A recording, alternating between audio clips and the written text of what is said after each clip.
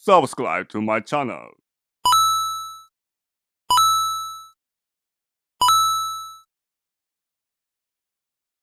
Assalamualaikum warahmatullahi wabarakatuh. Waalaikumsalam warahmatullahi wabarakatuh. Baik, sebelum kita memulai pembelajaran, silahkan ketua kelas untuk menyiapkan terlebih dahulu. Sebelum belajar, alangkah baiknya kita berdoa. Berdoa dalam hati mulai.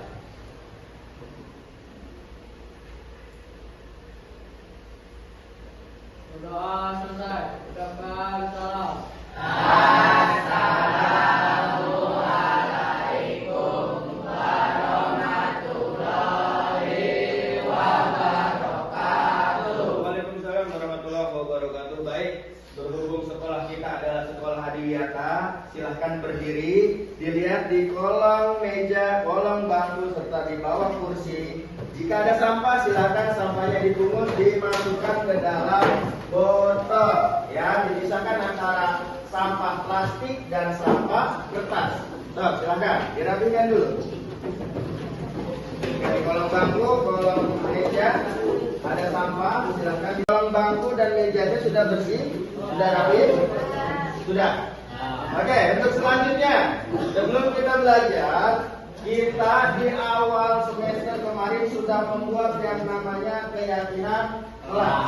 Kita sudah sepakati keyakinan kelas ini dan konsekuensinya kita tanggung bersama. Coba salah satunya sebutkan apa keyakinan kelas yang sudah kita sepakati bersama. Silakan, apa? Seluruh siswa diharapkan untuk berpartisipasi dalam hal belajar. Lagi. Kehadiran. Nah, untuk kehadiran yang hari ini tidak hadir siapa saja? Sudah hadir absen? Ijul, terus siapa lagi? Akbar. Ijul kenapa Ijul? Ijul sakit. Terus siapa lagi? Akbar. Akbar kenapa? Izin. Terus siapa lagi? Adli. Kenapa Adli? Sakit. Ada lagi? Atau keterangan? Oke. Sudah ya? Cukup ya? Baik, kita akan mulai pembelajaran kita, melanjutkan materi yang sudah kita bahas kembali. Tentang apa? Tentang teks deskripsi. Nah, di sini di papan tulis silahkan disimak capaian pembelajaran yang akan kita tempuh, yang akan kita tuju.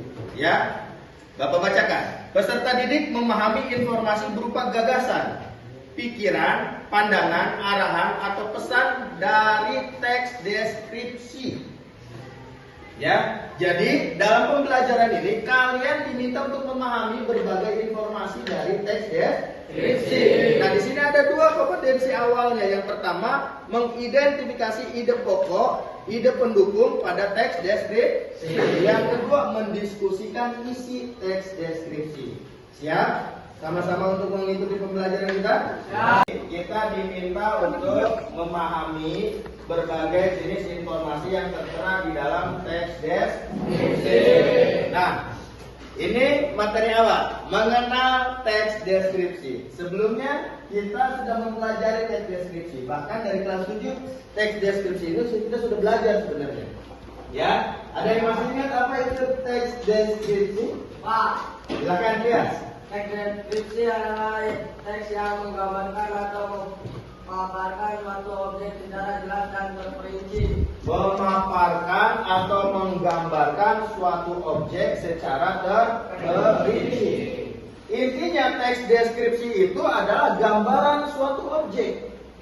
Cuma objek ini tidak hanya sekedar digambarkan saja, namun harus dijelaskan secara terperinci, mulai dari ciri-cirinya, jenis-jenisnya, ya, unsur-unsurnya yang ada di dalam objek itu.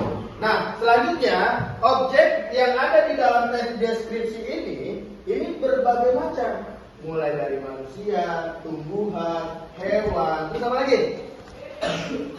Terus apa lagi? Objek-objek yang bisa dijadikan bahan deskripsi. Benda. Terus apa lagi? Makanan. Terus? Ya, intinya yang sekiranya objek bisa dijelaskan secara terperinci, Anda merasakan apa yang dijelaskan oleh penulis. Sama tadi dengan penjelasan. Nih, ciri-ciri deskripsi. Pak, kadang ada yang tanya, Pak, bagaimana sih cara kita untuk membuat teks deskripsi agar orang lain ini benar-benar merasakan atau membayangkan dari hasil deskripsi kita. Nah, gunakan dengan ciri-ciri ini. Silakan, baca. Karya, baca ya. 1. Spesifik, Lanjut, 2. melibatkan indera, 3. subjektif, 4. gaya bahasa. Nah, kalau kita menggunakan 4 ciri-ciri ini di dalam pembuatan teks deskripsi, itu akan lebih memudahkan kita dan si pembaca nanti yang akan membaca teks deskripsi kita mudah juga untuk memahami. Yang pertama, gunakan indera. Baik itu indera penglihatan, maupun indera pendengaran, maupun indera perasaan kita. Makanya tadi Bapak sampaikan, membuat teks deskripsi, menggambarkan suatu objek, itu harus menggunakan betul-betul dari perasaan kita. Kenapa? Karena tujuannya teks deskripsi itu untuk memberikan informasi ke orang lain, agar orang lain juga dapat merasakan. Makanya gunakan panca indera, melibatkan panca indera. Yang kedua, gaya bahasanya harus enak. Walaupun misalkan kita menggunakan gaya bahasa formal, ya, tapi gaya bahasanya yang mudah dipahami oleh orang lain. Khususnya bagi si pembaca yang akan membaca teks deskripsi kita. Yang ketiga, subjektif.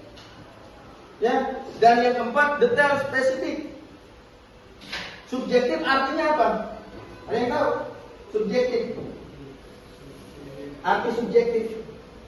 Ada yang tahu? Karena ada HP, coba dicari dong. Apa itu subjektif? Apa itu subjektif? Kalau detail dan spesifik, penjelasannya lengkap. Spesifik itu terperinci, lengkap dan terperinci. Nah, sekarang yang Bapak tanyakan, ciri-ciri deskripsi ini adalah subjektif. Apa sih subjektif itu? Benar. Apa sih? Apa itu subjektif? Apa ya? Subjektif. Ada objektif, ada subjektif. Nah, yang kita tanyakan, yang Bapak tanyakan adalah subjektif. Ya? Subjektif adalah sikap atau pandangan yang didasarkan pada perasaan, selera atau pendapat pribadi, bukan pada fakta. Pendapat pribadi, gagasan pribadi. Beda dengan objektif. Objektif itu hal-hal yang memang fakta. Hal-hal yang memang sudah berupa nyata, tapi subjektif diambil dari pendapat. Namun pendapatnya berdasarkan apa? Indra perasaan kita. Pendapat yang betul-betul diyakini dari perasaan kita sendiri. Umpamanya, saya mau menilai orang tua saya secara subjektif. Orang tua saya begini. Namun dalam menilai tersebut, walaupun secara subjektif, secara perasaan, tapi tetap harus melibatkan panca indera. Merasakan apa yang kita deskripsikan terhadap suatu objek. Paham? Umpama Bapak mau mendeskripsikan ya hewan peliharaan Bapak, hewan peliharaan kesayangan Bapak. Bapak melihat hewan itu sehari-harinya lucu, gemoy, menggemaskan, ya, terus juga makannya doyan, ya, suka tiduran dan lain-lain. Itu indera yang Bapak ketahui gitu terhadap kucing peliharaan Bapak atau hewan peliharaan Bapak. Terus Bapak menilai secara subjektif ya dengan perasaan. Saya memiliki seekor kucing yang memang menggemaskan. Tingkah laku dia sehari-hari memang tak lepas dari kelucuan. Mulai dia suka tiduran di atas kasur, terus juga dari segi makannya yang gempul. Nah, itu kan dinilai dari perasaan kita sehari-hari, kita lihatnya seperti itu. Paham? Itulah yang dimaksud melibatkan indera dan subjek. Inilah teks deskripsi. Jadi teks deskripsi memang sama dengan teks seperti misalnya teks laporan observasi, ya, teks berita sama, cuma dari segi ciri-ciri berbeda. Sama-sama memberikan informasi, namun dari segi ciri-ciri berbeda. Ya, Lanjut lagi untuk materi teks deskripsi ini. Dalam pembuatan teks deskripsi, ya, selain menggunakan ciri-ciri teks deskripsi tadi, kita juga harus menggunakan struktur teks deskripsi. Fungsi struktur ini apa sih? Yang tahu? Di dalam setiap pembelajaran materi bahasa Indonesia pasti ada yang namanya struktur teks. Nah, fungsi struktur itu untuk apa? Untuk merapikan teksnya. Contoh nih, kita mau membuat pidato. Struktur pidato itu ada pembukaan, isi, penutup. Ya. Coba bayangkan sama kita. Lihat, diminta untuk pidato ke depan. Ya. Pidato ke depan, maju. Assalamualaikum warahmatullahi wabarakatuh. Dari saya cukup sekian, kurang lebih mohon maaf. Assalamualaikum warahmatullahi wabarakatuh. Nah, itu tiba-tiba penonton bingung, kok begitu bingung pidatonya? Berarti Trias ini tidak menerapkan struktur yang lengkap. Hanya ada pembukaan, salam juga itu. Hanya salam pembukaan. Terus ada penutup, salam juga. Isinya nggak ada. Ya, salam pembuka doang yang ada, sama salam penutup. Tuh, itu berarti tidak lengkap. Contohnya sama pun teks deskripsi yang baik harus memenuhi kriteria struktur yang baik. Ada berapa strukturnya? Silakan dilihat. Sebenarnya ada 3. Ya, satu lagi adalah deskripsi manfaat. Nah, ada identifikasi. Identifikasi ini biasa disebut juga dengan deskripsi umum. Ya, yang kedua ada deskripsi bagian, isi. Yang ketiga ada deskripsi manfaat, kesimpulan atau penutup. Kita baca. Identifikasi, memperkenalkan objek yang akan dideskripsikan. Nah, makanya dalam membuat teks deskripsi tadi apa? Bapak sampaikan. Cari dulu objek yang akan kita deskripsikan. Itu yang pertama. Untuk apa? Untuk membuat judul, untuk membuat tema. Topiknya dari objek yang akan kita deskripsikan. Lanjut ke bagian pembuka. Apa? Identifikasi. Kita kenalkan objek yang akan kita deskripsikan itu. Umpamanya tadi, ya, Bapak memperkenalkan kucing peliharaan Bapak. Bapak perkenalkan yang berusia kurang lebih sudah 4 tahun. Kucing saya beri nama. Belum ke bagian detail-detail, belum.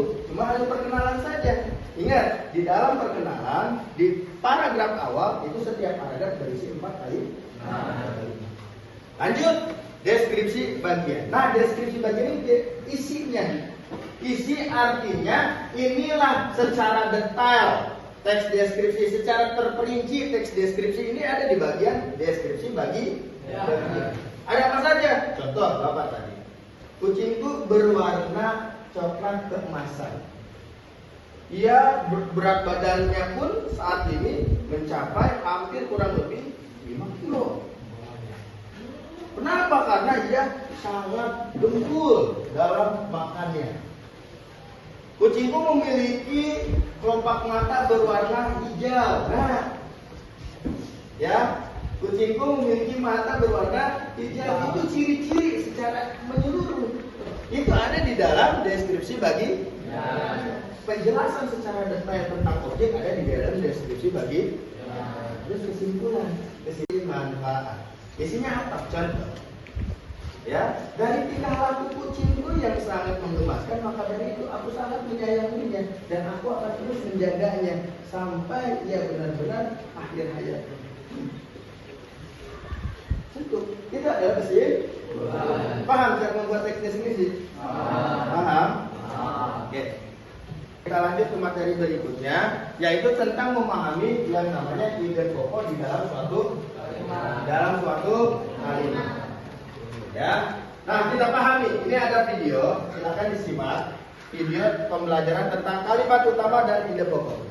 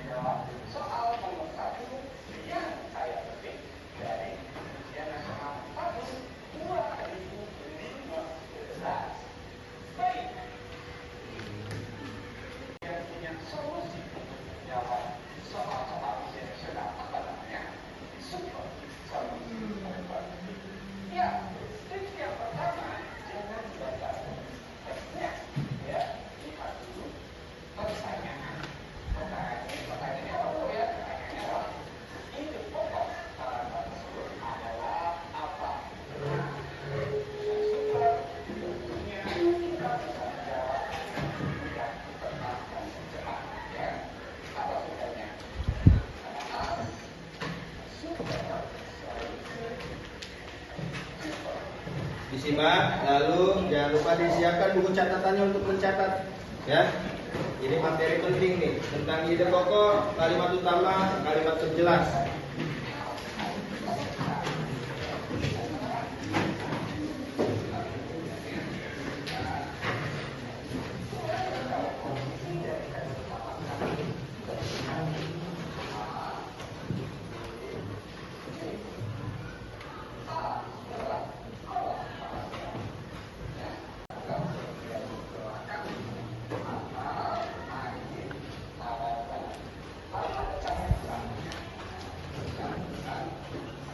Sesuai ya, ini sesuai yang pernah Bapak yang kita pelajari juga ya, tentang mencari kalimat utama yang berada di dalam suatu paragraf. Nanti kita simpulkan bersama di akhir segmen.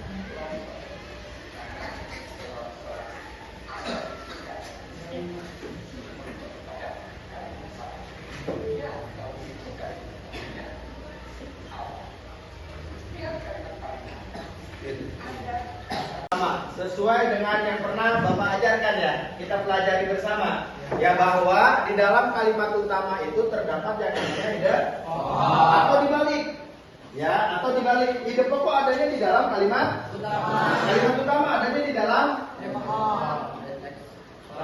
ide pokok ada di dalam kalimat utama ada di dalam paragraf. Otomatis di dalam suatu paragraf langkah pertama yang harus kita cari adalah kalimat utama. Ketika kalimat utama sudah ketemu, otomatis juga ide pokok itu pasti ketemu. Tadi dijelaskan di dalam video karena sifat dari ide pokok itu ada dua, ada eksplisit, ada implisit. Tuh, ada yang memang di dalam kalimat utama, ada yang di luar kalimat utama. Tuh, cuma hal terpentingnya untuk mencari ide pokok berarti kita harus mencari kalimat utama terlebih dahulu di dalam paragraf. Kesimpulan pembelajaran hari ini yang pertama tadi tentang teks deskripsi. Oh, mangga simpulkan siapa yang bisa tentang teks deskripsi itu. Mulai dari penjelasan dan lain-lain, so, silakan. Ayo, siapa yang bisa simpulkan? Ayo, siapa bisa? So, simpulkan apa yang Sipa dapat dalam pembelajaran hari ini tentang teks deskripsi.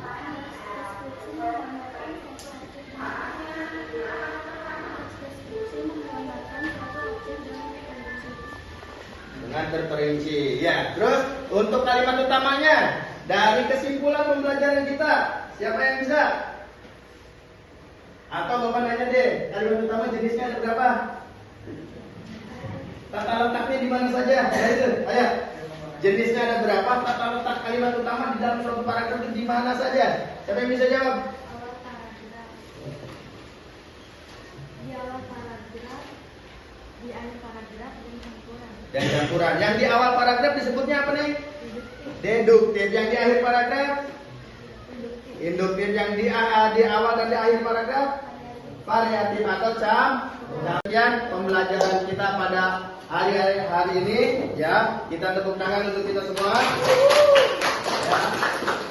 Ya, tetap semangat. Terima kasih banyak. Kurang lebih mohon maaf, Bapak akhiri. Billahi taufiq wal hidayah. Wassalamualaikum warahmatullahi wabarakatuh.